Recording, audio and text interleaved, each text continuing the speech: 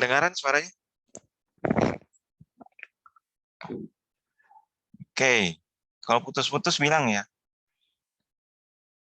Ya, Assalamualaikum warahmatullahi wabarakatuh. Selamat siang. Hari ini kita lanjutkan materinya dan mungkin kita selesaikan materinya ya.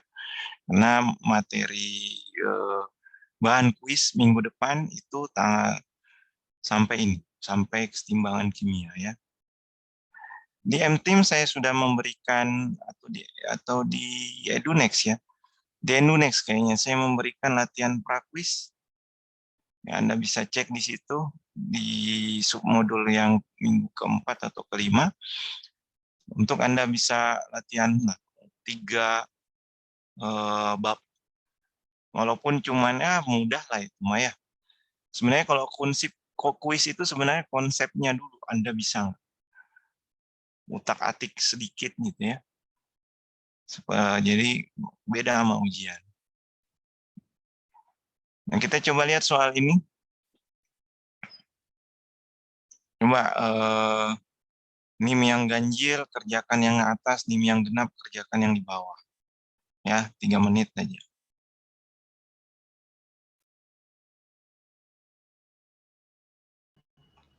Maaf Pak, Kenapa? Kenapa, Lina? Halo? Nggak ada suaranya.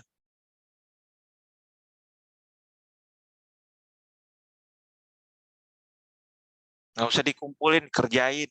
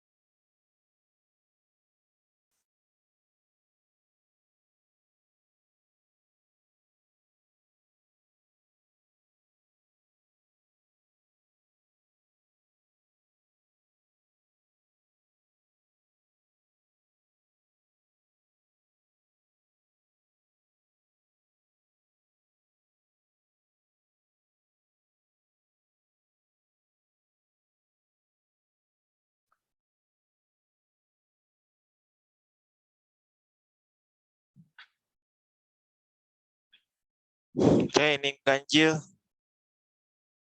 Ada yang sudah dapat?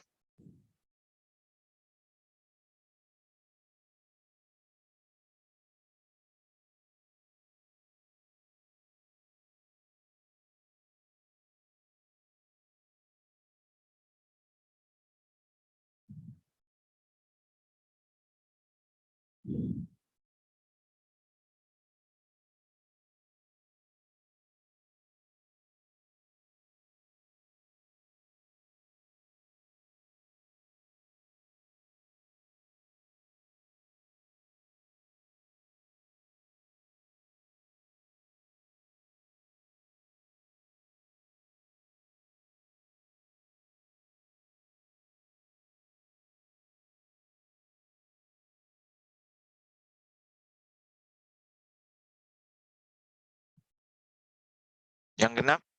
Yang sudah dapat? Jangan lama-lama nih ya. Oke, kalau yang genap, ini Anda harus tahu nilai KC-nya ya, reaksi yang diminta. Jadi Anda selesaikan 3 reaksi ini, kita mau dapat yang mana sih? Ini kan. Jadi dari 3 reaksi ini, kita mau dapat reaksi ini bagaimana? Coba yang pertama, diapain?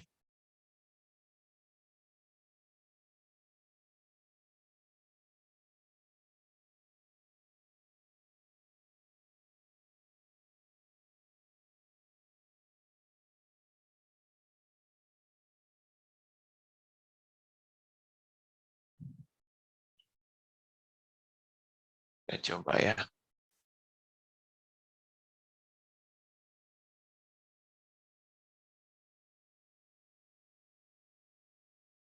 H2 ada di kiri. Kiri dia ya.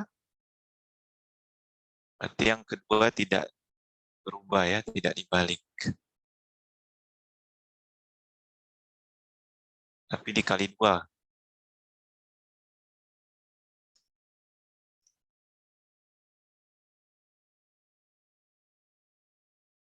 Yang ketiga,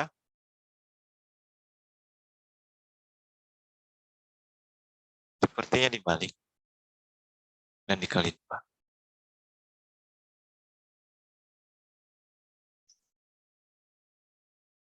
CO.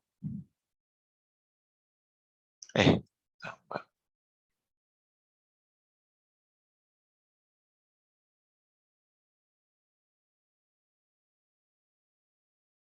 Kemudian, kok gini sih? Kemudian C grafit tambah O2. Maaf, mau tanya. Iya. Bukan yang ketiga tuh nggak dibalik, tapi yang dibalik tuh yang nomor 1 ya Pak. Soalnya kan O-nya harusnya di bagian reaktan.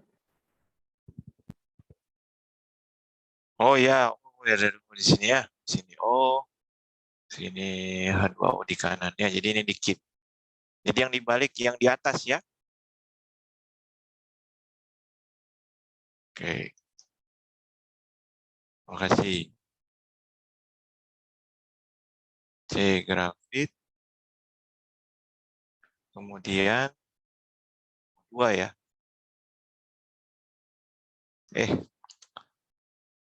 Udah sore nih. C grafit tambah O2 jadi C. Ini kali 2 ya. Enggak dikali 2. Ini dibalik.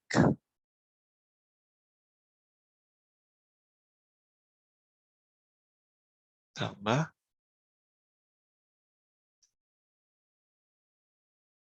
C grafit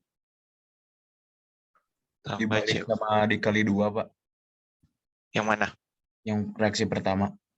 Pertama dibalik Dan dikali 2. kali 2. Ini jadi 2. Ini 2.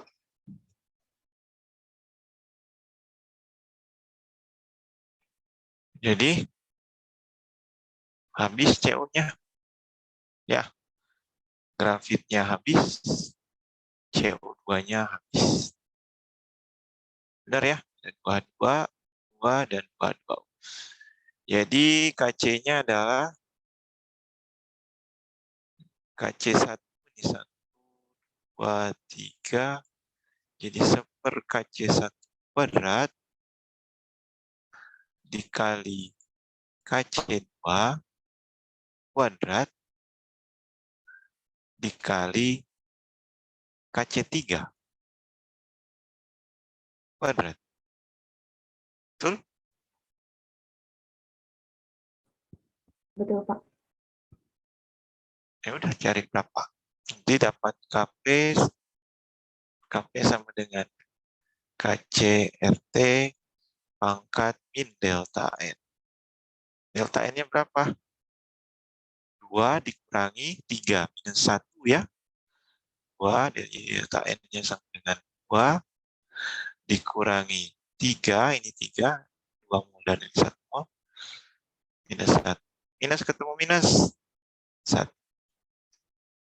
Positif 1. 3C kali 0,082 dikali suhunya berapa? 1200. Pangkat 1. Anda dapat KP-nya. Nah, kalau yang ini, sekarang saya mau tanya, 20% itu maksudnya apa? Dia terdisosiasi 20%. Berarti dia terurai 20% dari yang sebelah, kan? Bukan terdisosiasi hasilnya 20% dari tekanan total. Bukan, kan? Atau bagaimana? Kalau menurut Yang saya, bereaksi bukan, Pak? ya, jadi yang bereaksi hanya 20% dari yang awal. Jadi dia 0,2 kali X kan dari awal. Berarti yang bereaksi 0,8 ya.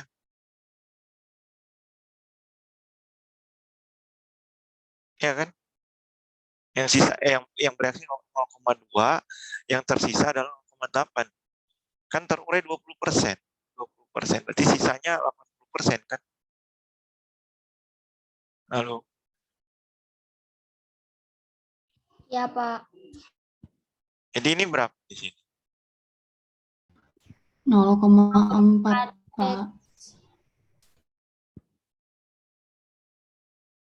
Yang ditambahin total sama dengan 1,2 X sama dengan 2 bagi 1,2 ya.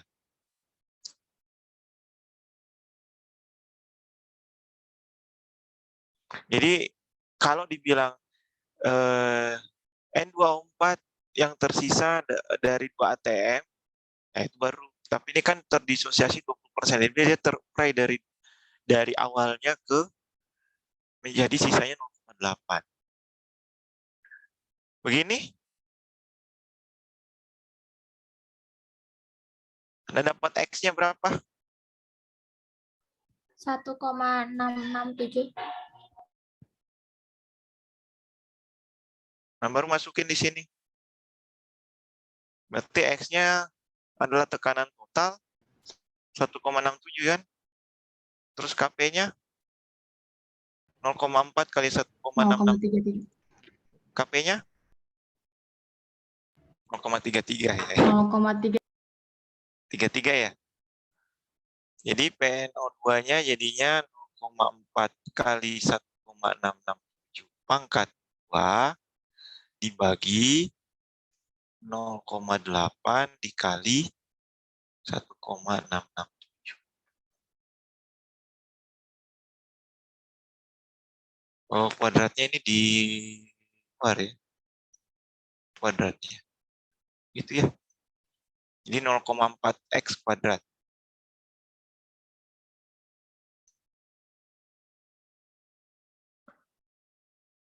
Dapatnya 0,33?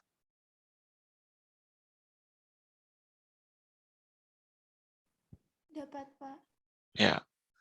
Jadi ini tadi saya kecoh ya. 20% ke 2 ATM, betul salah. Jadi jadi sebenarnya dia terdisosiasi 20%. Kalau soalnya saya balik, N2O4 atau tekanan parsial N2O4 adalah 20%-nya dari tekanan total, itu baru di sini 20%-nya dari tekanan total. Ya. Kenapa tadi nggak ada yang protes ya?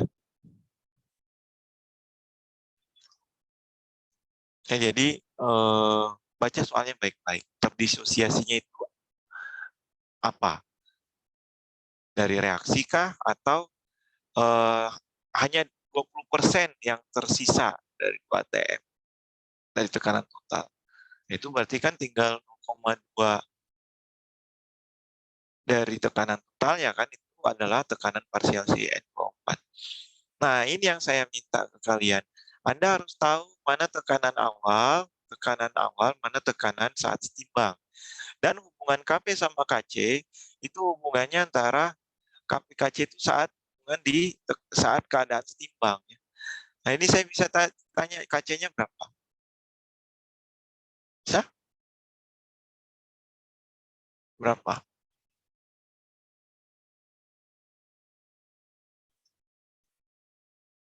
Saya tambahin soalnya.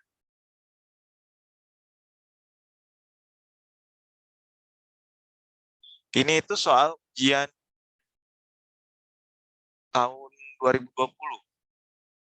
Daring tapi. Makanya PG, ya kalau PG ini pasti daring. Karena ujian awal itu daring ya, itu PG. Sekarang kan isian singkat ya. Tahun 2021 udah mulai isian singkat. Nah, tahun 2022 janganlah. Luring aja isian esai. Biar caranya juga kalian dilihat, dikoreksi. Oke, jawabannya KC-nya berapa? R-nya 0,082, T-nya ini ya. 8,33, Pak. Delta N-nya -1. 1. Hah? 2 kurang 1 1. kan? Ini delta N-nya sama dengan 2 dikurangi 1. Ini kan gas. Ini gas. Mol yang gas diproduk, jumlah koefisien di produk dalam bentuk gas, dikurangi jumlah koefisien di reaktan dalam fase gas. Jadi, berapa? Bapak, tapi kalau 8,33. Iya, Pak. Dibalik itunya. dibalik jadi min delta N. Kalau mencari KC, kalau mencari KP, delta N. Oh ya, ini salah ya. Ini jadi -1 tadi ya. Ya, Ini Pak. delta N, bagus sekali. Ini konsepnya sudah jelas ya. Ya ini sekarang kita terbalik ya, kalau menghafal, kalau diturunkan memang lebih begitu. Jadi ini tetap -1 ya. Ini salah di sini. Ini jadi -1 juga dong. Oke. Pasti ada yang salah juga ya. Gak apa-apa, kita sama-sama belajar karena Anda latihan soal harus banyak daripada saya. Tapi yang tadi ininya ya kembali. Jawabannya berapa? Ini udah benar ya? KP sampai 0,013. 0,013. Ini? Iya, Pak. Yang di bawah dan di atas? Yang nomor 1. Ya, yang di bawah? Udah dapat ini? Bawa ke sini? Yang D, Pak. Yang D. Sama?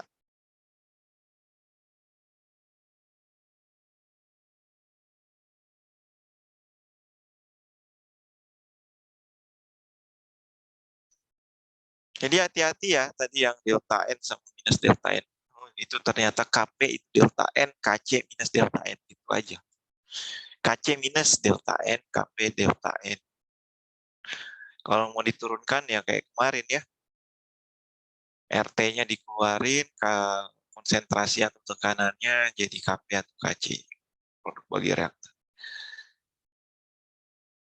Yang nomor 2 D benar. Betul?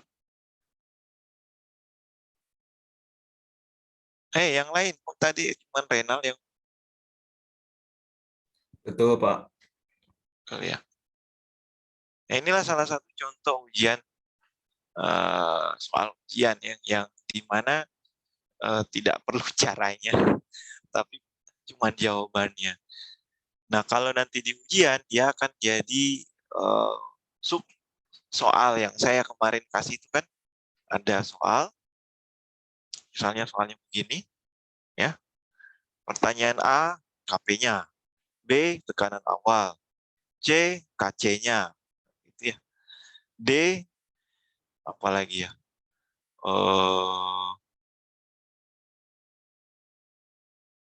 Berapa sudah kan tekanan saat setimpangnya. Apa yang saya bisa modif di sini ya? Oh, nilai K-nya sudah. Oh, ini aja paling berapa persen yang bereaksi, yang terdisosiasi. Tadi kan, ya berapa tekanannya saat perubahan tekanannya saat berapa tekanan yang terdisosiasi. 0,2x kan bisa ya. Bisa tekanan parsial N2 berapa? Nah, itu bisa juga. Tambah lagi apa lagi saya bisa modif soalnya ini. Terlalu mudah sih ini soal. Oh, kalau saya balik, nah ini kan tinggal saya balik. Jadi 2NO2 menjadi N2O4, ya KCKP-nya bisa terbalik kan ya? Dibalik sepernya kan? Ya seperti itu. Udah 6 soal. Bisa dijadikan dari satu soal. Bisa 6 pertanyaan dari satu soal. Ini juga saya bisa utak-atik lagi soalnya. KC-nya berapa tadi kan? KP-nya berapa? Terus saya bisa tanya misalnya dia ada 1 mol. Jadi kayak gini nanti ya. Min X sama plus X gitu ya. Jadi bisa saya tambahkan kondisi tertentu. Terus Anda hitung. Oke, ada pertanyaan nggak? Itu soal-soal variasi kesetimbangan ya. Kalau Anda banyak berhadapan dengan soal-soal variasi, Anda akan terbiasa dan logika Anda menganalisis soal jalan. Beda sama bimbel ya. Bimbel ini soalnya begini, jawabannya begini. Soalnya begini, jawabannya harus begini, rumusnya ini, pokoknya rumusnya ini. Itu yang membuat kita tidak berjalan logikanya. Hanya ya kayak orang puzzle gitu loh. Maka ini kalau begini yang begini tidak bisa jalan, tidak bisa dirubah gitu soalnya. Kalau dirubah pusing sendiri. Oke, sekarang kita masuk kalau misalnya kita dapat KC-nya sangat kecil. Ini KC-nya minus 10 pangkat minus 18. Biasanya kalau di nilai KSP, nilai KA, nilai KB, itu kan rata-rata 10 pangkat minus, betul nggak? Halo?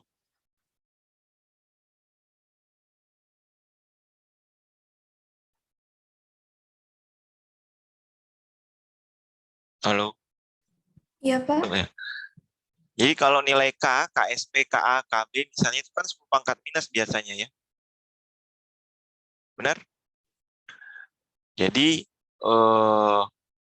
misalnya reaksi yang seperti ini, nilai KC-nya ini kalau dia minus, 10 pangkat minus, itu kita bisa abaikan dari segi penjumlahan min X-nya gitu ya. Jadi misalnya di sini ada 0,1 molar H2O awal.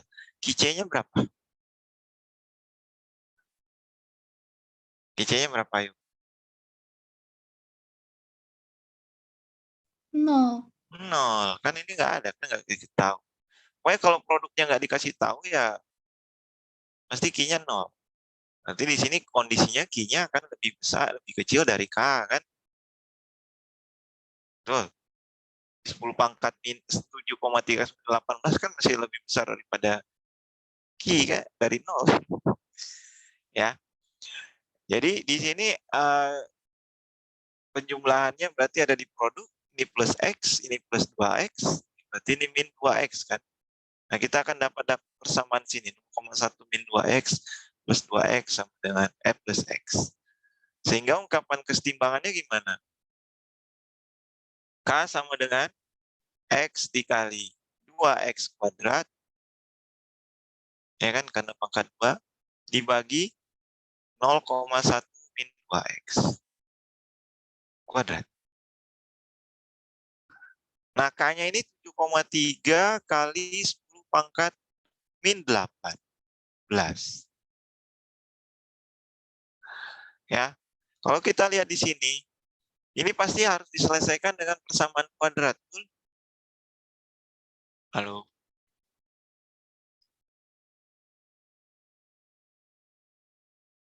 Nah, kalau kita lihat di sini 10 pangkat min 18. Nah, ini kan kalau kita masukkan sangat kecil sekali ya. Kecil sekali. Jadi nanti juga dapatnya akan X-nya itu kemungkinan besar 10 pangkat minus 7 gitu, atau 10 pangkat minus berapa. Jadi kalau kita masukkan untuk konsentrasi saat setimbang di sini, itu akan mendekati masih 0,1. Ya. Jadi KC ini apa yang plus minus X tadi, yang minus X tadi dari konsentrasi awal, jadi konsentrasi awal dikurangi berapa X gitu ya, dengan KC yang sangat sedikit, ini kita bisa abaikan. Ini bisa kita abaikan. Karena nanti akan didapat X-nya yang memang akan 10 pangkat minus. Nah, di sini ada panduannya. Panduan kalau di kimia dasar itu untuk bagaimana kita bisa mengabaikan plus minus X ini. Dari mana? Dari nilai KC-nya. Kalau di Brady itu dikali 400. Ada juga dia kali 1000. Tapi karena kita ikut Brady ya kita kali 400. Kalau KCD atau KP atau KSP atau KA atau KB dikali 400 masih lebih kecil dari konsentrasi awal atau konsentrasi mula-mula, plus minus X-nya kita abaikan. Jadi konsentrasi awal tambah atau kurang X, ini diabaikan. Membantu dong kita untuk perhitungan, sangat berbantu. Malah di SMA, kalian itu sudah kondisinya plus minus X-nya diabaikan. Jadi nggak memperhitungkan konsentrasi awal ditambah dikurang X saat di tabel ICE. Ini. Ya. Jadi kalau kita bisa hitung, di sini kita bisa dapat X-nya akar 3 dari 1,820. 2,6 kali pangkat min 7. Benar kan? Prediksi saya ternyata.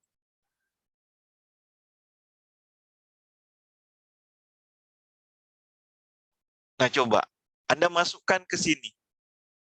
Ini kita dapat 2,6 kali 10 pangkat min 7. Ini kita dapat 5,2 ya. Kali 10 pangkat min 7. Ini 0,1 dikurangi 5,2 kali 10 pangkat min 7 berapa, Daniel? Masih 0,1 kan? Iya, masih mendekati 0,1. Jadi wajar kita untuk mengabaikannya. Seperti itu. Jadi kalau kita masukkan konsentrasi saat setimbangnya masing-masing, nah kalau 0,1 dikurangi ini, jadinya masih 0,099999948, mendekati 0,1 kan? Berkurangnya sedikit sekali. Dan nilai H2-nya adalah 2X. Dan nilai X-nya tadi berapa? 2,6 kali 10 pangkat min. Sampai sini ada yang mau tanya? Ya. Jadi kondisinya nilai K dikali 400.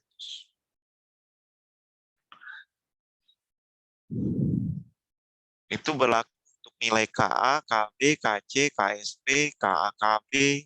Sama.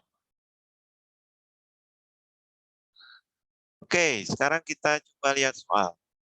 Coba kamu kerjakan. Berapa tekanan P saat setimbang?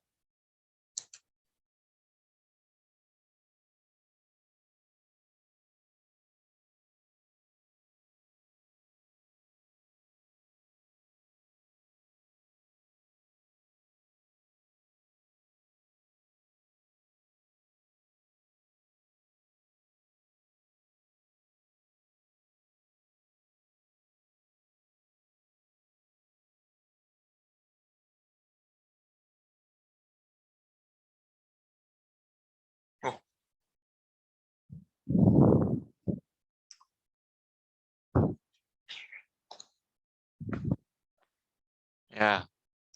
Putri, Iya, Pak. bisa berapa? Masih ngitung, Pak. Segitu. Intan,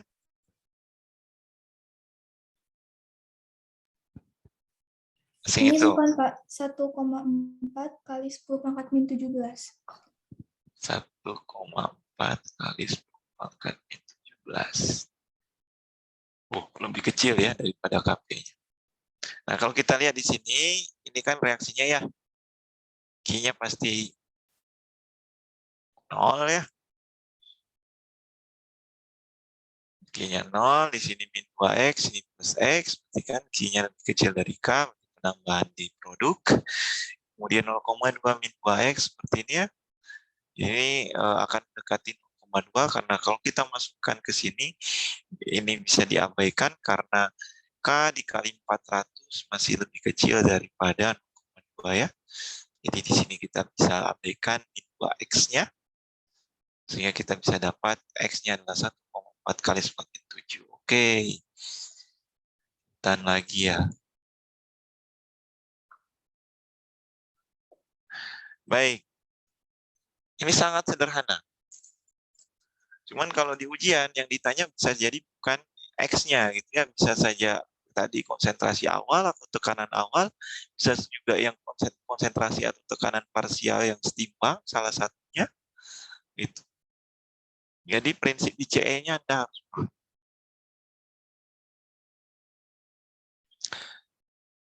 Kalau Anda nggak paham, tanyakan.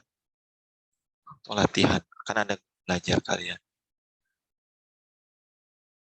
Jadi terbukti kalau dikurangi ya tetap saja 0,2. Sampai sini ada yang mau tanya? Ya, jadi kalau K-nya sangat kecil dan lebih dikali 400 masih lebih kecil daripada 0, konsentrasi awal, maka plus minus X-nya kita bisa abaikan. Tapi kalau dia dikali 400 lebih besar dari konsentrasi awal, maka Anda harus kerjakan dengan kalkulator persamaan kuadrat atau rumus ABC. Paham ya?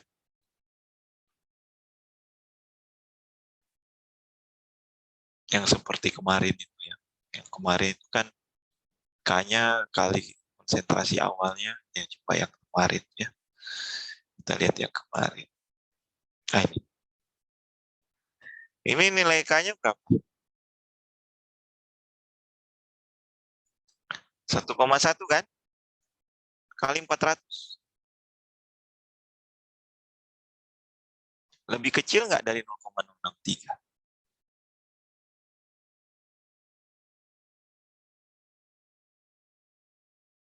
Ini besar. Lebih besar, Pak. Ya, jadi kondisi itulah yang membuat kita harus menyelesaikannya dengan persamaan kuadrat ABC. Nanti akan dapat X yang mungkin. Seperti itu ya. Jadi ada kondisi-kondisi tertentu. Kalau di SMA, itu Anda sudah mengabaikan semua itu plus minus X-nya. Ini udah dalam bentuk konsentrasi jadi gitu ya. Konsentrasi jadi saat setimbang berapa. Nah, kalau nanti di kuliah, sekarang, dan di industri, itu harus diperhitungkan perubahan sekecil apapun dari konsentrasi. Ya, 10 pangkat minus kan perubahan itu sangat kecil sekali. Ini tadi. Oke, sekarang kita masuk ke subbab yang terakhir di kesetimbangan, yaitu asas Le Chatelier atau pergeseran kesetimbangan. Jadi kalau suatu reaksi dalam kesetimbangan, dia udah setimbang nih, ada nilai K-nya, ada temperaturnya berapa. Kan saya kemarin bilang, syarat kesetimbangan, reaksi kesetimbangan itu ada tetapan kesetimbangan, ada T-nya, ada temperaturnya, dan ada reaksi setimbangnya. Nah, kalau misalnya ada reaksi A dan B, diganggu sistemnya, merespon gangguan tersebut menghasilkan keadaan kesetimbangan baru. Nah, itu dia bisa, awalnya dia warnanya orange gitu ya. Ini warnanya kuning. Ya, saya tambahkan konsentrasi B terlalu banyak, atau dia akan bergeser ke kiri. Dia akan berwarna kuning jadinya kalau Anda lihat campur-campur. Kemarin kan waktu praktikum pakai FeSCN ya. Fe2+ atau 3+, Fe3+ kalau nggak salah, dengan SCN minus dia akan membentuk kompleks ya, kesetimbangan kompleks. Ini praktikum pertama Anda bukan? Loh.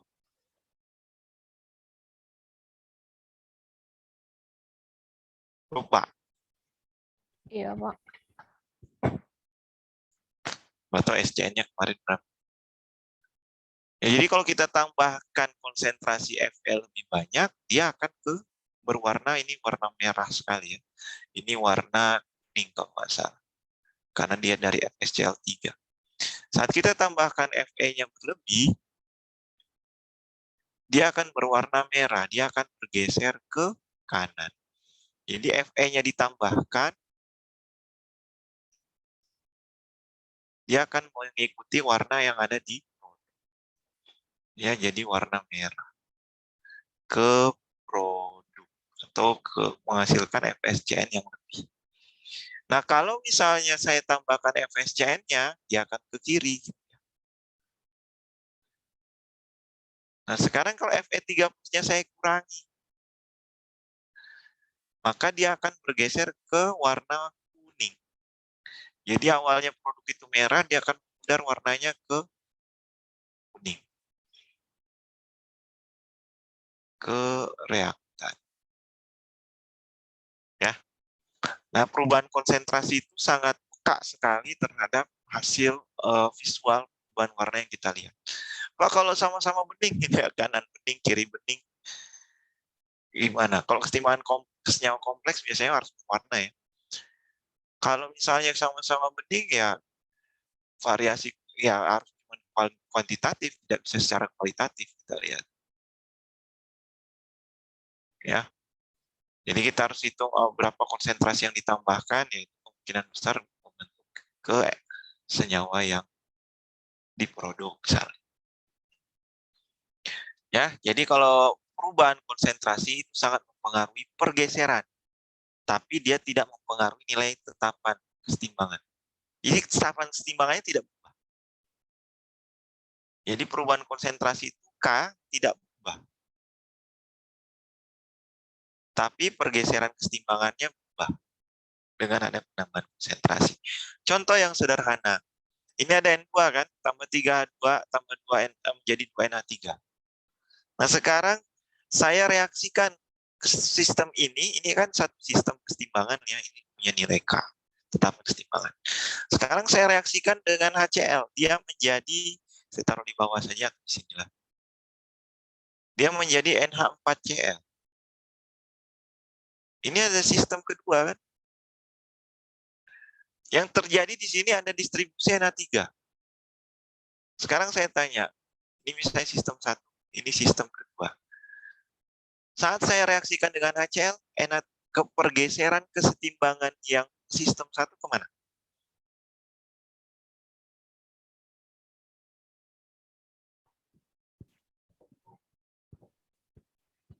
Halo. Jadi dari sistem 1, saya tambahkan HCl. Jadi NH4Cl. Nah, pergeseran kesetimbangan sistem 1, sistem kesetimbangan yang pertama, ke kiri atau ke kanan? Ke produk, ke reaktan? Ke reaktan, Pak. Ke reaktan. Salah. Kenapa? Karena NH3-nya berkurang. Dipakai sama HCl kan? Membentuk NH4Cl. Sehingga dia akan bergeser ke produk untuk setimbang. Jadi kalau ditambah kasih yang kurang, kalau yang kurang, yang masih berlebih kasih. Bergesernya seperti itu. Paham ya Nabila? Belum, Pak. Belum paham. Belum paham. Ini NH3 nih. Harusnya dia menghasilkan NH3 kan? Ini enggak ada dulu nih. nggak ada HCl. Nah sekarang ini nggak ada nih, saya ini nggak ada. Main di sini dulu aja. Na3-nya saya tambah, dia akan bergeser ke sini. Ya, Pak. Na3-nya saya kurangi, dia bergeser ke sini kan? Iya, Pak. Nah, sekarang kalau saya misalkan tambahkan HCl menjadi Na4Cl, Na3-nya kepake dong. Iya. Nah, kalau kepake gimana? Na3-nya jadi berkurang kan, sehingga dia akan bergeser ke produk. Gitu ya. Nanti reaksi lain misalnya, contoh, gigi Anda. Saya nggak tahu senyawanya itu kalau nggak salah ada kalsiumnya, ada OH-nya, ada fluoride-nya. Ya. Ini gigi kan gusi itu solid ya. Yang pokoknya senyawa kompleks dari gigi lah. Sebenarnya dokter gigi itu cuman prinsip kesetimbangan kita bisa jelaskan gitu ya. Dia kan akan, ini kan kesetimbangan ketika kelarutan ya sebenarnya. Ini ada namanya KSP. Ini ada Ca2+, terus tambah OH-, jumlahnya tidak spesifik. Saya cuma ilustrasi saja. Sekarang saya tanya, kalau kita makan permen, H+ dong. Benar nggak, Nabil? Iya. Kalau kita makan permen, ada H+ di situ. H+ ini dia bisa bereaksi dengan OH-, dia bisa bereaksi dengan F- misal. Membentuk HF atau membentuk, di sini membentuk H2O. Kalau dia ditambah H+, saya tambah H+, dia membentuk HF. Kalau ditambah H+, di sini menjadi H2O. Apa yang terjadi pada gigi Anda? Kropos kan? Iya. Karena pergeserannya ke kanan. Awalnya gigi harusnya padatan, gusi. Tapi karena sering makan yang asam-asam, gigi Anda kropos, awalnya jadi padat, jadi terurai. Jadi larutan-larutan asam. Diminumlah Anda setelah. Nah, sedangkan kalau kita misalnya sikat gigi, pakai odol. Odol mengandung fluoride kan? Konsentrasi fluoride bertambah berarti. Odol, tambahin di sini, ada F-nya. F-nya bertambah, bergeser kemana? Ke kanan. Ke kiri. Maaf. Ya. Jadi bergeser ke reaktan, artinya gigi Anda semakin kuat mengendap. Prinsipnya itu sangat simpel, bisa menjelaskan Anda kenapa kropos gigi Anda. Karena KSP-nya lebih kecil gitu ya. Kalau ke sana jadinya nilai K-nya nggak berubah. Maksudnya pergeserannya akan seperti apa? Gigi Anda kropos atau tidak? Kalau diberi fluoride, misalnya. Gigi Anda seperti apa kalau makan asam? Sebenarnya seperti ini bisa dijelaskan. Prinsip kesetimbangan dari perubahan konsentrasi. Ya, itu. Ada yang mau ditanya terhadap kalau diganggu terhadap penambahan atau pengurangan konsentrasi, baik itu reaksinya ditambahkan. Jadi kalau misalnya di sini saya tambahkan O2 menjadi H2O. 2H2O. Berapa lah? O2 tambah 2O misalnya. Ya, ini berarti 3. Ini jadinya 3/2. Ini jadi sistem kesetimbangan yang ketiga. Apa yang terjadi pada sistem kesetimbangan yang ketiga?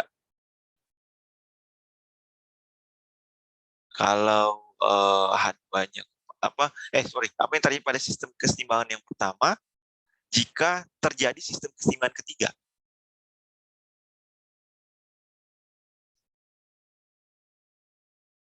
ya dia akan berkurang kan H2-nya, makanya dia akan bergeser ke reaktan. Paham ya? Ini nanti di ujian itu Anda akan diberikan suatu reaksi, tapi reaksi itu nanti direaksikan dengan yang lain menjadi apa, pergeserannya bagaimana. Seperti itu. Atau ditambahkan apa, pergeserannya bagaimana, dikurangi yang mana, bagian mana pergeserannya bagaimana. Yang penting yang Anda tahu bahwa kalau dikurangi dia akan ke arah dia yang berkurang, kalau ditambah dia ke arah yang kurang. Ya, semua ke arah yang kurang. Paham ya? Ada yang mau nanya? Nabila, ngerti? Ngerti, Pak. Insya Allah. Jadi kalau ini dipakai, jadi kalau pertanyaannya, apa yang terjadi pada sistem pertama kalau misalnya terjadi sistem reaksi ketiga? Ya H2-nya kepake, berarti dia akan bergeser ke reaktan. Ya. Apa yang terjadi pada sistem pertama kalau terjadi reaksi pada sistem kedua? Ya berarti dia akan ke produk, NH3-nya berkurang. Dipakai sama aja N4C. Seperti itu. Paham ya? Nah, ini yang terjadi juga pada reaksi-reaksi pengendapan di lingkungan. Jadi kalau misalnya senyawa-senyawa mineral logam gitu ya yang sifat basah, kalau sifat basah kan mengendap, kelarutannya berkurang. Ya kalau Anda mau melarutkan mineral-mineral yang mengendap, tambahkan asam. Karena kan kita, misalnya saya mau analisis senyawa logam krom, CrOH, 6 kali, misalnya. Ini kan mengendap ya. Tapi kalau saat kita mau analisis kromnya, ya kita harus mempertahankan dia tidak mengendap, tapi melarut, ya dengan bahasanya harus kondisi pH-nya harus dirubah, harus diatur gitu ya. Ini kan jadi Cr3+, Cr6+ dan 6OH- kan. Seperti itu. Nah, di sini kalau ada OH- itu kan pasti ada pH ya. Ada POH, tidak dapat pH. Itu yang kita bisa atur untuk bisa tetap Cr6+-nya terurai dan kita bisa analisis dan dia tidak mengendap. Seperti itu. Nah, pasti ada nilai KSP-nya, Anda lihat gitu ya. Nanti kita belajar KSP terhadap pH. Jadi perubahan konsentrasi, berarti ada konsentrasi produk dan reaktannya, kalau ditambah dikurangi akan bergeser kemana. Tolong nanti saat ujian atau kuis, Anda itu harus menjawabnya, jangan menjawab kiri kanan baiknya ya. Baiknya jawabnya produk dan reaktannya, biar jelas. Kiri Anda, kiri kertas kan beda rata-rata. Jadi produk atau reaktan. Jadi kanan produk, kiri itu reaktan. Oke, sekarang kita masuk ke perubahan yang lain. Yang tadi perubahan konsentrasi, sekarang perubahan volume dan tekanan. Safira, kalau perubahan volume dan tekanan, itu kaitannya terhadap apa ya? Fasa cair, aqueous, atau gas? Gas, Pak. Gas ya, bukan liquid, bukan solid ya, aqueous atau gas. Jadi kalau volume dan tekanannya dirubah-rubah, hanya berlaku untuk wujud yang gas saja pada kesetimbangan. Sekarang saya tanya untuk Nabila, tekanan sama volume berbanding lurus atau terbalik? Terbalik, Pak. Terbalik ya. Jadi kalau tekanannya tinggi, volumenya kecil. Volumenya besar, tekanannya kecil. Sekarang saya tanya, volume sama mol berbanding lurus atau berbanding terbalik?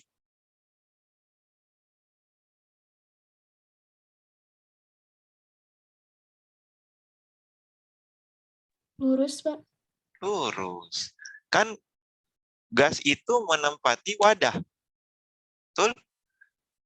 Jadi mau wadahnya begitu seberapapun, yang menempati sesuai volumenya. Jadi volume itu berbanding lurus dengan mol. Nah, jadi kalau molnya besar, volumenya besar. Nah, kalau Anda lihat di sini, yang kita bandingkan kalau gas kan tinggal mol di reaktan sama mol di produk, mana yang lebih besar? Mol yang di reaktan kan? Lebih besar. Ini kan 2 mol, 1. Ini 2. Ini 1. Jadi kalau saya bilang kalau volumenya dinaikkan, pergeseran kesetimbangannya akan bergeser kemana ya? Reaktan, Pak. Ke reaktan. Betul sekali. Artinya kalau volumenya besar, kalau tekanannya saya turunkan, dia ke reaktan atau ke produk? Reaktan juga. Karena dia berbanding terbalik sama volume. Makanya kalau tekanannya naik, tekanannya turun, dia pasti ke koefisien mol gas yang paling banyak. Kalau volumenya kecil, tekanannya gede, dia akan ke produk. Sampai sini ada yang mau tanya? Ya. Itu terkait hukum gas. Selanjutnya, jadi ada yang mempengaruhi gangguan pergeseran kesetimbangan, tadi konsentrasi, kemudian volume, tekanan. Kadang di soal, di dalam suatu wadah terdapat senyawa A ditambah B menjadi C, gitu ya. Tiba-tiba tekanannya tekanannya turun di dalam wadah. Bagaimanakah pergeseran? Ya tinggal berarti ke mol yang paling banyak, berarti volumenya besar. Bisa juga tekanannya turun atau wadahnya bocor. Nah, kalau wadahnya bocor kan beda ya. Jadi volumenya bukan berkurang ya, tapi volumenya akan lebih besar lagi ya lingkungannya. Jadi dia tetap juga ke mol yang paling besar. Oke, kemudian ke temperatur sekarang. Nah, temperatur itu kalau kita belajar termodinamika, ada reaksi eksotermik, ada endotermik kan ya. Jadi kalau reaksi eksotermik dan endotermik gimana? Delta H-nya gimana kalau eksoterm? Masih ingat? Negatif. Negatif. Kalau endotermik positif. Ya. Nah, sekarang kita lihat kalau temperaturnya dinaikkan sama diturunkan. Kita lihat dulu. Ya, kenapa Joshua? Enggak sih, Beo paling pertama masih ini. Kenapa? Di Asia. Lagi ngobrol Joshua-nya. Ya, Satria tolong mute ya. Nggak didengarin paling. Oke, silakan. Kembali ke sini ya. Kalau delta hanya negatif, dia reaksinya eksoterm. Dia melepaskan kalor atau menyerap kalor? Melepaskan. Kalau melepaskan kalor, panasnya di produk atau di reaktan? Produk. Produk. Berarti di sini akan dia melepaskan energi. Berarti sudah ada temperaturnya tinggi ya saat di produk. Kalau di sini berarti di reaktan karena dia butuh energi. Ya. Halo. Ya. Itu tandanya disuruh perhatikan ya. Nah, sekarang nanti saya tanya Joshua ya. Nah, sekarang kalau temperaturnya naik untuk kondisi eksoterm bagaimana? Berarti kan dia energinya sudah tinggi di produk ya.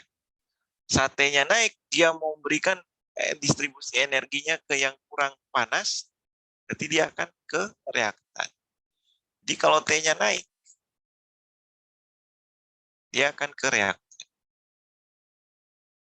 Ya. Dan kalau misalnya T-nya turun, berarti dia harus, kalau T-nya turun, dia harus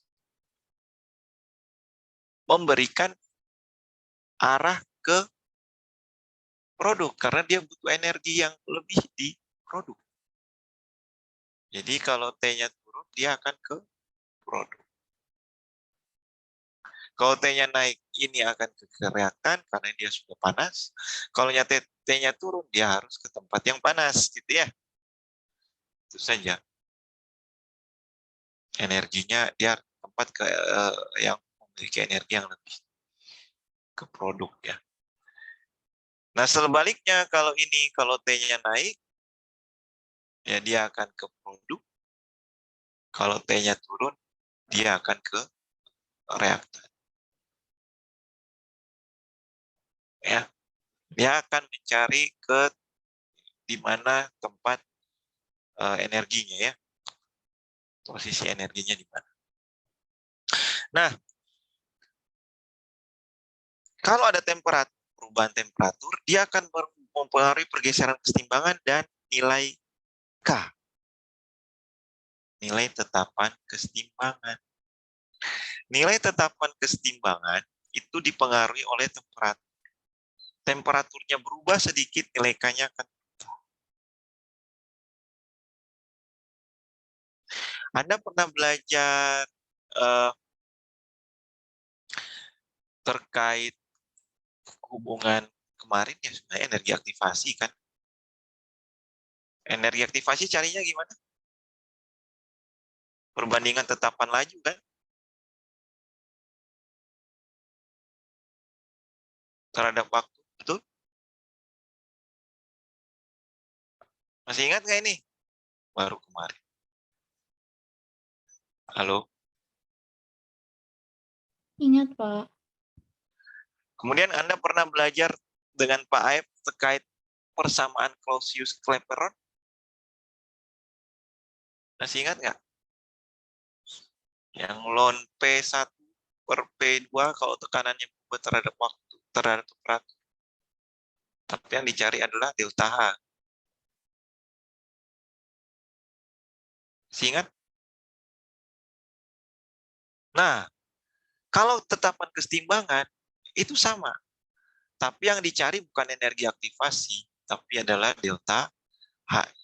Jadi tekanan atau tetapan kesetimbangan juga kita bisa tentukan. Jadi kalau misalnya nanti soal nanti ya, ada temperaturnya berubah, nilai ketetapan kesetimbangannya berubah. Jadi nanti ada K1, ada K2, ada T1, ada T2, maka Anda bisa tentukan delta H-nya berapa.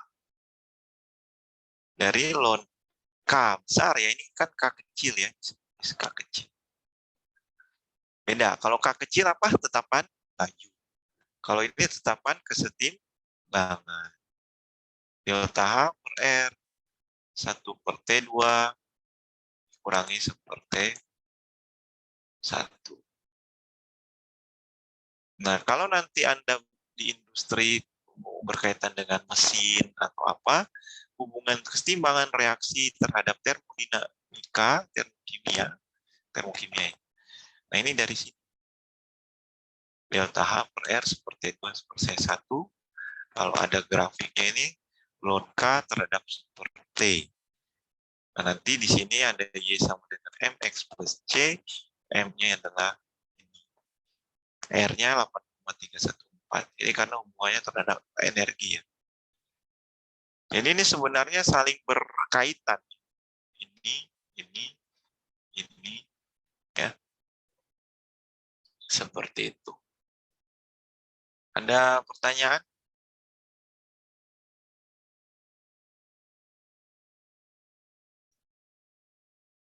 Ya, terkadang soalnya itu diketahui nilai K-nya dan nilai T-nya. Disuruh cari delta H pusing mahasiswa. Padahal ya sama saja dengan energi aktivasi kan. Cuman itu diganti dengan delta H. Oke, jadi temperatur naik, K-nya akan turun. Kenapa? Kalau ke reaktan kan K-nya turun.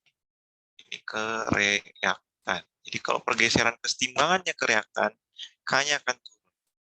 Kalau pergeseran kesetimbangannya ke produk, K-nya akan naik. Paham?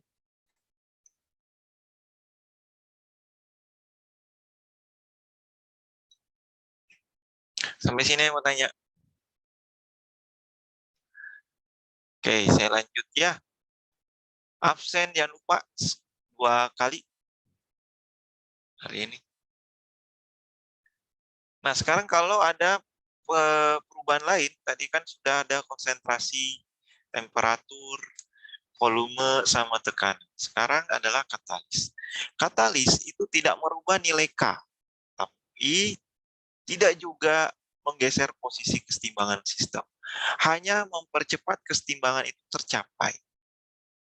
Ya. Jadi kalau ada katalis kan menurunkan energi aktivasi, reaksi ke arah produk dan juga reaktan. Ya. Jadi reaksi ke arah produk dan juga reaktan itu dia lebih mempercepat kesetimbangan saja. Ya, yang kemarin ya kita jawab jalannya energi terhadap jalannya reaksi terhadap energi potensial dia akan menurun kalau dia dengan katalis. Ini tanpa katalis kan tadi. Sehingga katalis tidak mengubah konstanta kesetimbangan. Jadi katalis itu tidak mengubah pergeseran maupun nilai K. Kemudian ada penambahan gas inert. Gas inert itu gas-gas di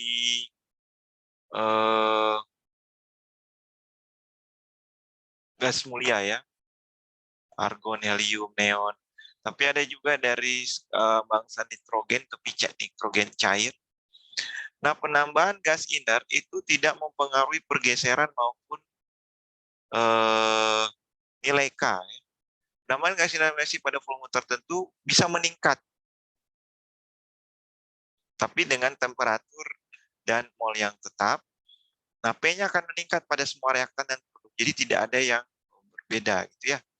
Jadi P-nya akan meningkat, tapi P dari segi tidak mempengaruhi sistem, tapi dari segi kondisi di luarnya. Gitu. Jadi gas itu tidak bereaksi. Kalau gas itu bereaksi, baru tekanannya akan berubah. Jadi tidak ada perubahan konsentrasi, tidak ada efek reaksi yang terjadi. Karena namanya gas inert. Jadi hanya volume gasnya aja yang bertambah, tapi dia tidak bereaksi, tidak mempengaruhi sistem kesetimbangan. Oke, jadi kesimpulannya adalah kalau konsentrasi dia akan menggeser kesetimbangan dan juga ada tapi tidak mempengaruhi tetapan kesetimbangan, tekanan tidak mempengaruhi tetapan kesetimbangan tapi mempengaruhi pergeseran, volume juga pergeseran, tetapan kesetimbangan tidak. Temperatur ya, pergeseran dan juga konstanta kesetimbangan juga berpengaruh. Katalis tidak, gas inert tidak. Suatu saat ada kondisi yang dimana kalian akan beranggapan nilainya tidak berubah. Ya seperti ini. Bagaimana nilai K-nya? Tidak berubah. Bagaimana pergeserannya? Tidak berubah. Gitu ya. Atau tetap. Oke. Ada pertanyaan? Kalau tidak ada, kesetimbangan kimia selesai. Nah, tapi syarat kesetimbangan kimia ini akan dipakai terus sampai kesetimbangan kelarutan. Oke, saya mau Joshua yang jawab ini. Silakan dikerjakan. 2 menit lah.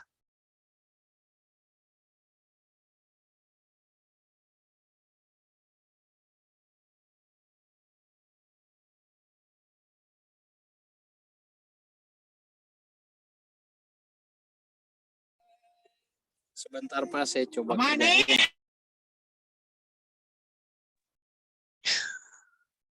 Lagi ngumpul ini kerumun ya, lagi berkerumun.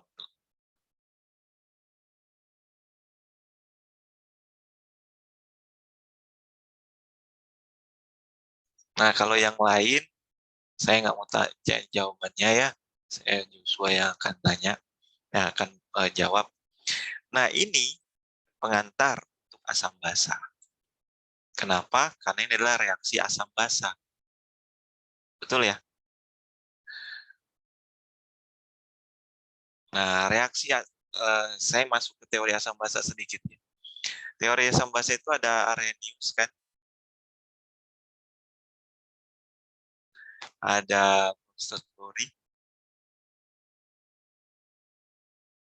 Ada apa? Lewis, Pak. Lewis. Apa Arrhenius punya prinsipnya apa?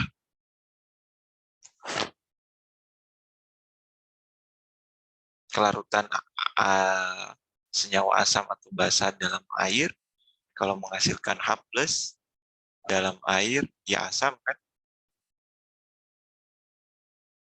Kalau OH- dia basa, betul? Kalau Bronsted-Lowry asam itu apa? Donor proton. Basa itu akseptor proton. Proton itu adalah H+. Paham? Begitu nggak Bronsted-Lowry?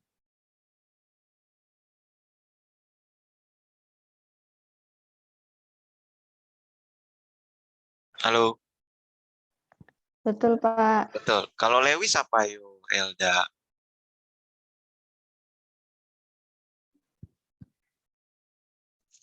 Hah? Tahu nggak Elda? Asam yang menerima elektron. Asam itu adalah akseptor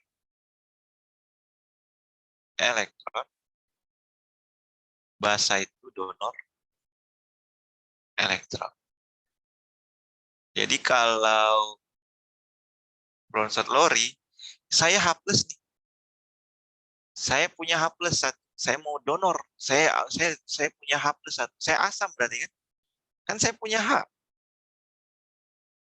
Kalau saya kasih H-nya ke kamu, berarti yang menerima H dari saya adalah basa. Nah, kalau dari reaksi ini, mana yang menerima H?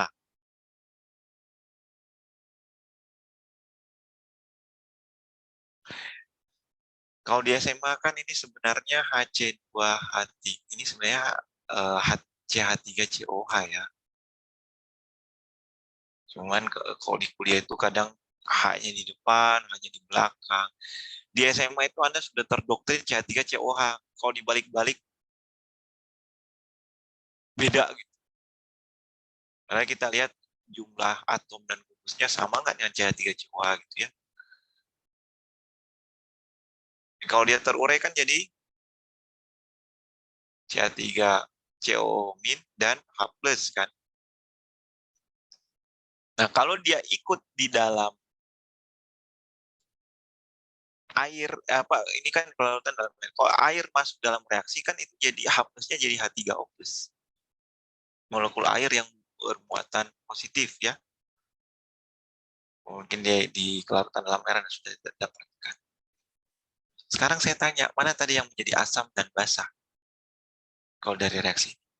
Intan tahu? Yang jadi asam di reaktannya, Pak? Iya. Si H3O2.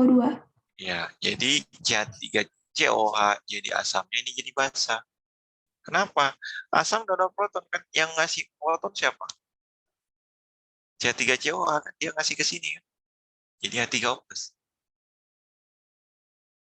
Paham sampai sini? Saat dia dapat H+ dari CH3COH, ini namanya asam. Dia jadi asam.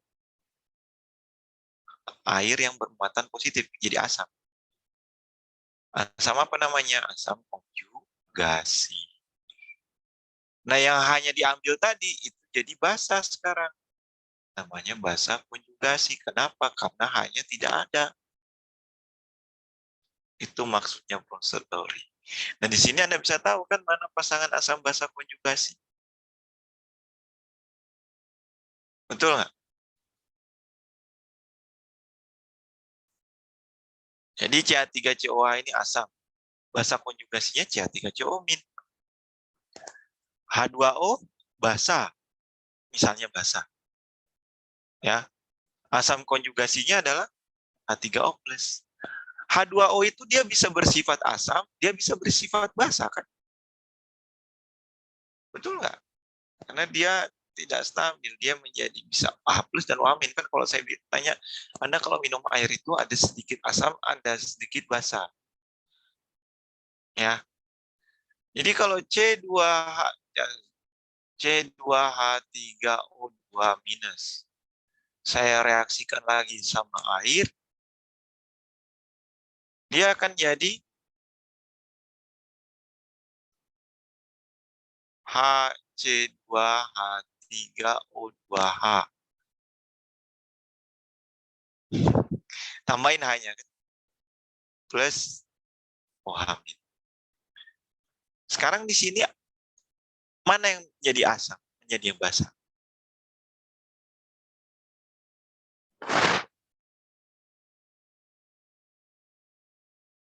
Nabila, mana yang menjadi asam, mana yang menjadi basa di reaktan?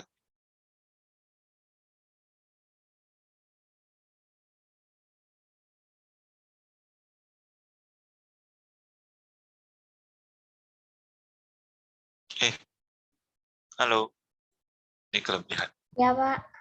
Mana yang jadi asam? H2O kah? Atau C2H3O2?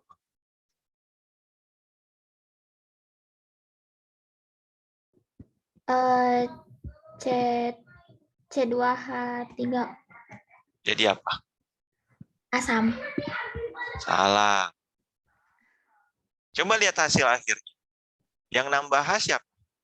Yang ngasih H siapa? H2O kan? H2O. Ya, jadi kalau dia yang ngasih H, dia akan jadi asam. Donor H+. Kalau dia nerima H, dia jadi basa. Akseptor, penerima. Itu ya. Dan ini akan jadi asam konjugasinya dari C2H3O2-. Ini jadi basa konjugasinya H2O. Jadi sederhana saja kalau kita melihat Bronsted Lowry. Sekarang Lewis. Kalau Lewis, itu kan yang dilihat adalah elektronnya. Anda sudah belajar ikatan kimia. CH3COH gimana sih gambarnya? CH, ikatan kimianya. COOH, itu ya. H2O gimana? Ini ya.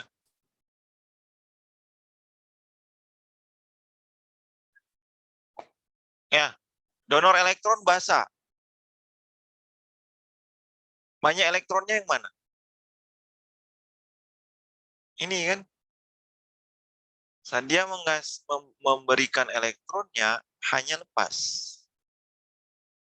Saat hanya lepas, sehingga dia bermuatan negatif. Jadi, H, C, H, H, C, O minus kan? Plus H3O plus.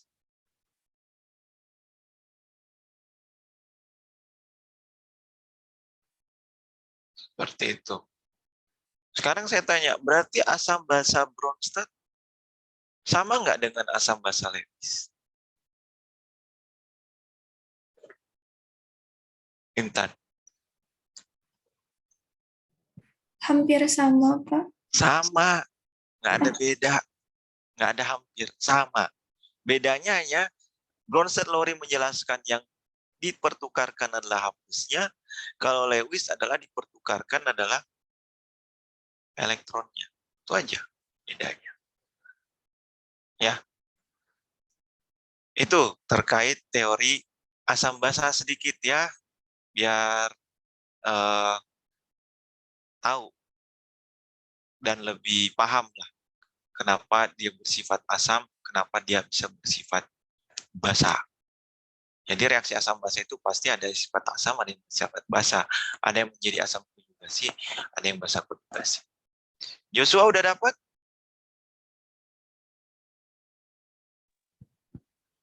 Yang C bukan, Pak? Yang C. Dari mana dapatnya?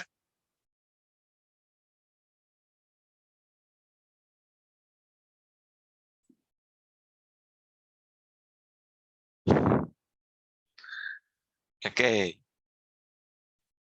Nebak-nebak berarti ya. Kalau kamu bisa, kau sudah dapat, jelaskan ke saya. Oke. Ini jawabannya si Joshua. Nah, sekarang ada yang jawaban lain. Yang A bukan, Pak. Siapa? Putri A. Oke. Yang B bukan, Pak. Intan. Siapa pengikut Putri? Ya, siapa pengikut Intan? Pengikut Joshua. Baik. Sekarang ke perhitungan. Ini tadi ke teori asam basa ya. Sekarang ke kesetimbangan asam basa. Nah, kesetimbangan asam basa pastinya akan mempelajari reaksi asam basa. Kan ya, kesetimbangan pada reaksi asam basa. Ini mau jadi ujian 1 semua udah lengkap ya kalau saya ajarin di sini. Kesetimbangan asam basa ya pastinya dia kesetimbangan pada reaksi asam basa. Ini sudah. Ini CH3COOH itu adalah asam lemah. Kenapa asam lemah? Bedanya asam lemah sama asam kuat apa? Ada yang tahu? Lemah Derajat kuat itu. ionasasinya.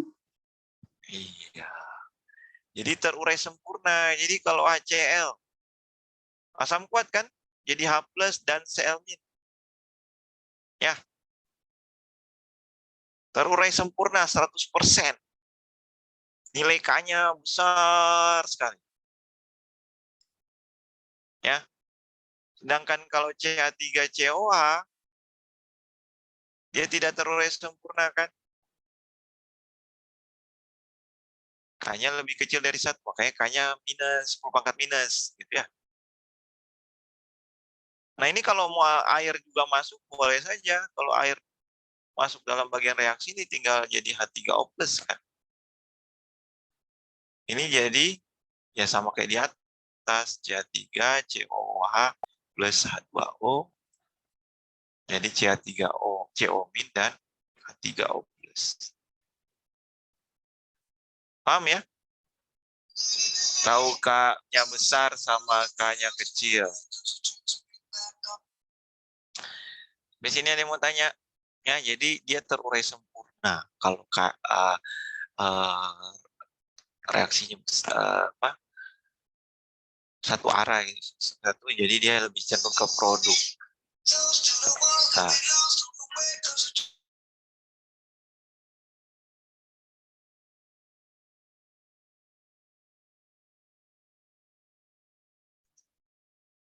Oke, kita kembali ke sini. Jadi Anda sudah tahu mana yang lemah, mana yang kuat. Kalau ada nilai K-nya, ini kan biasanya Ka ya. Tetapan ionisasi asam kan, karena ini asam lemah. CH3COH. Ya. Nah, tadi diketahui di sini adalah 0,3 molar.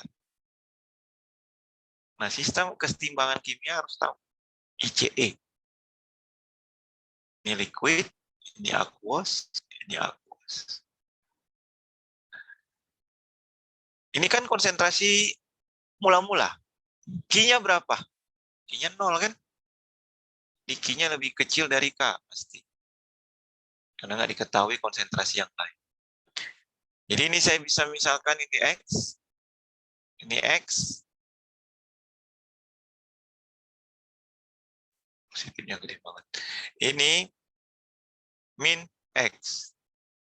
Ini nggak ada, konsentrasi air tetap konstan ya. dan juga tidak masuk pada tetapan kesetimbangan. Ini 0,3 min X, ini X, ini X. Betul?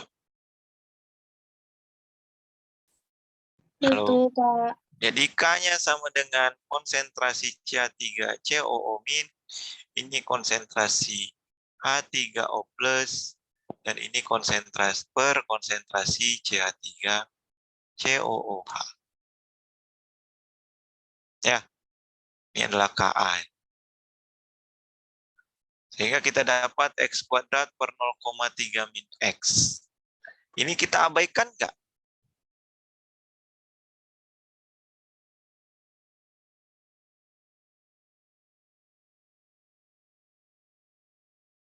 Abaikan, Pak. Abaikan. Jadi 1,8 kali 10 pangkat min 5 kali 400 masih lebih kecil daripada 0,3 kan? Ya.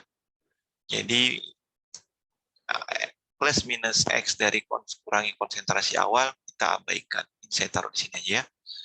Jadi K dikali 400 masih lebih kecil dari 0,3. Ya, jadi plus minus X-nya diabaikan. Ya sudah, kalau diabaikan berarti 1,85 kali 10 pangkat min 5 ya sama dengan X kuadrat per 0,3 kan? Betul? Sekarang kalau kita cari X-nya bagaimana? Akar dari 1,8 kali 10 pangkat min 5 kali 0,3. Anda dapat X, Anda dapat H plus-nya. Berapa dapatnya? 0,002, Pak. Iya. Berarti Intan benar ya. Tuh. Jadi karena konsentrasi H3O+. Putri salah di mana, Putri? Saya kira yang ditanyanya HC2H3O2, jadi 0,3 dikurang 0,002 kan 0,3 gitu, Pak. Oh, bukan. Jadi baca soal baik-baik. Berapa konsentrasi C2H3O2 minus pada kesetimbangan? Jadi di sini kan?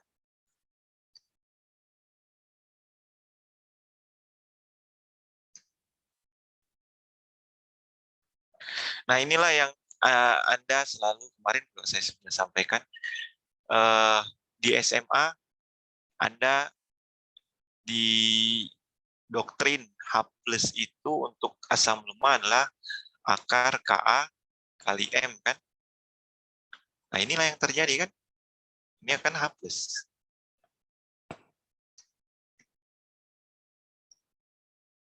Ini Ka-nya. Ini M-nya kan. Betul ya? Tapi nggak tahu dari mana.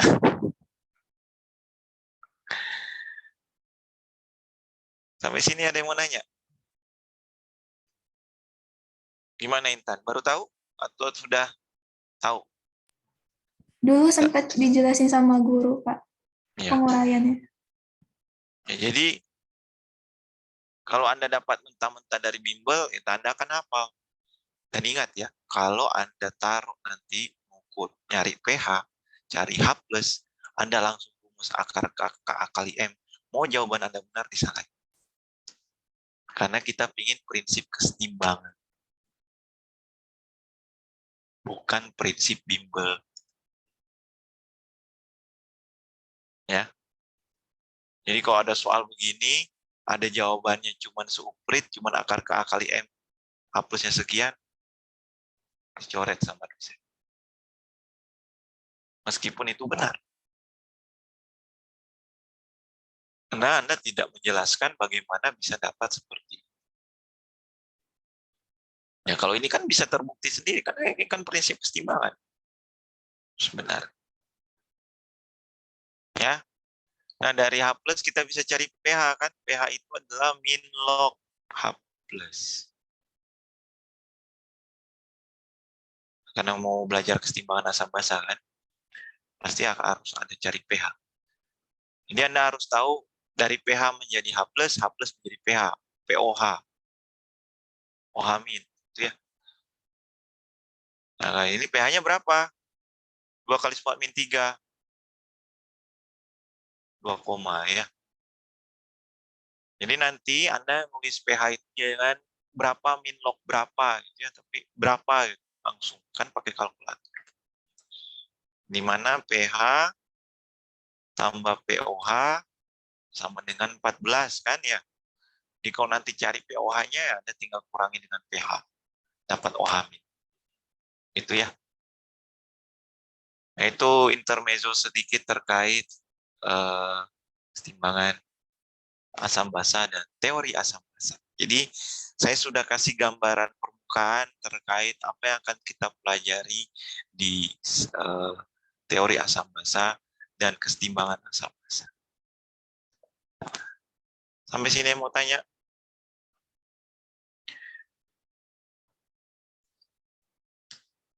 Pak, saya mau nanya, Pak. Itu tadi saya masih kurang ngeh yang pas bagian yang kenapa si min X-nya tidak diabaikan gitu, Pak. Ya, jadi karena kecil sekali dikurangi, jadi kalau kita dapat X-nya sendiri 0,002, di 0,3 dikurangi 0,002 kan tidak terlalu berpengaruh terhadap konsentrasi awalnya, dia berkurang. Karena ada tadi, kalau masih dikali 400, masih lebih kecil dari 0,3, plus minus X dari konsentrasi awal, kita bisa abaikan. Pak, kalau misalnya konsentrasi awalnya ada di sini, bisa. Jadi kalau misalnya di sini ada 0,3, ini juga diabaikan. Jadi mau menambah 0,002 atau mengurangi 0,002, kalau ada konsentrasi awalnya ditambahkan dari perubahan, ini harus diabaikan. Ini biasanya nanti ada konsentrasi awalnya kalau titrasi ya, titrasi atau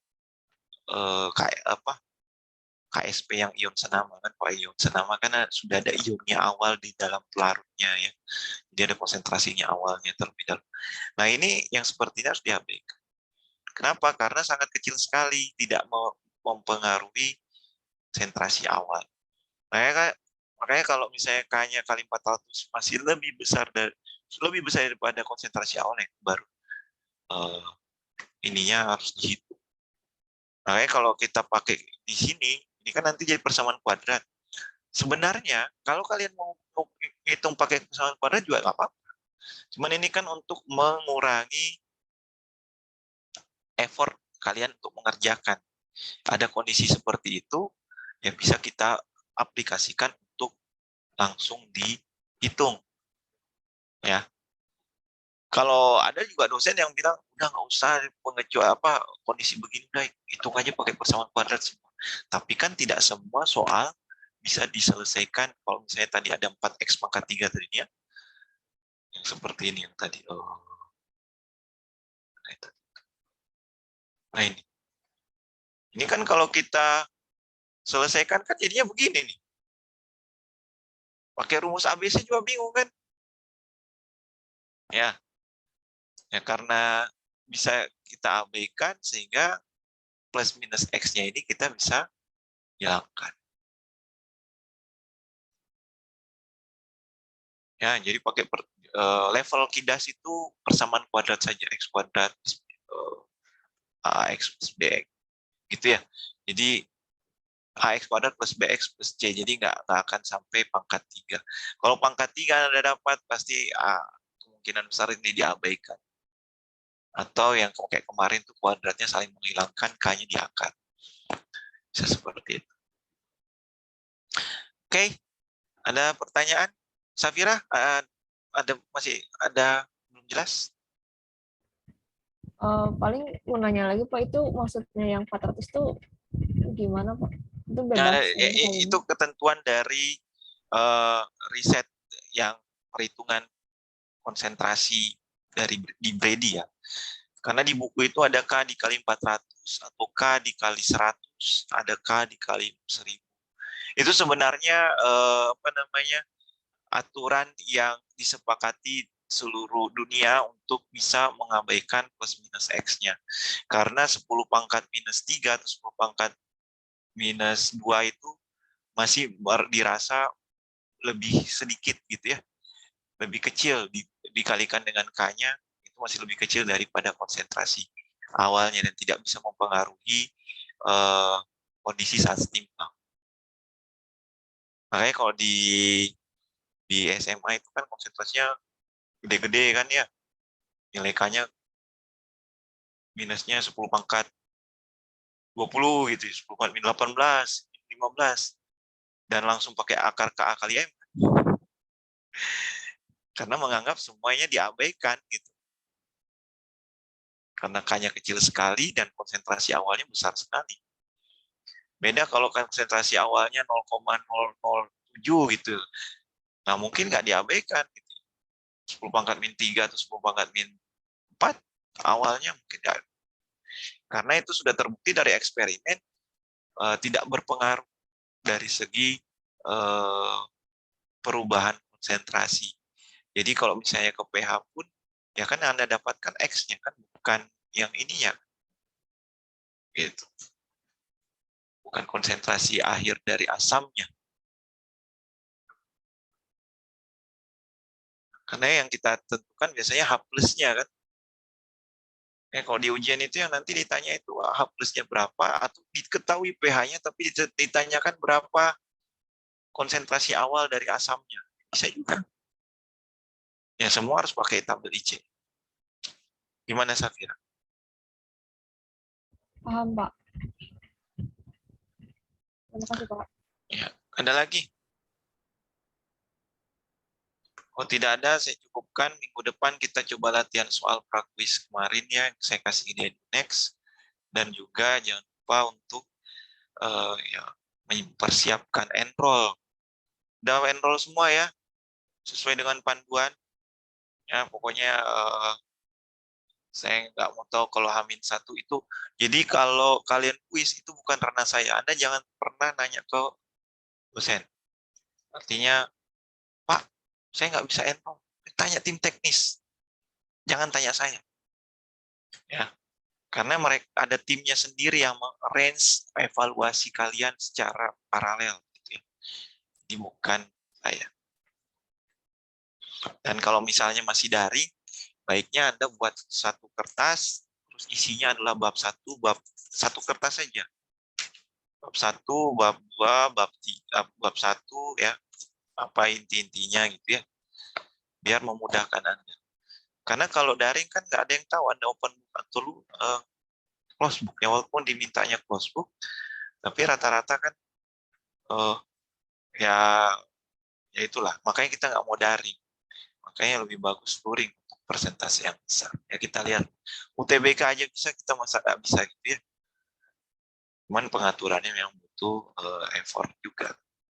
Baik, itu saja. Terima kasih. Sehat selalu. Sampai ketemu hari Selasa ya. Senin depan jangan Selasa. Itu saja. Terima kasih.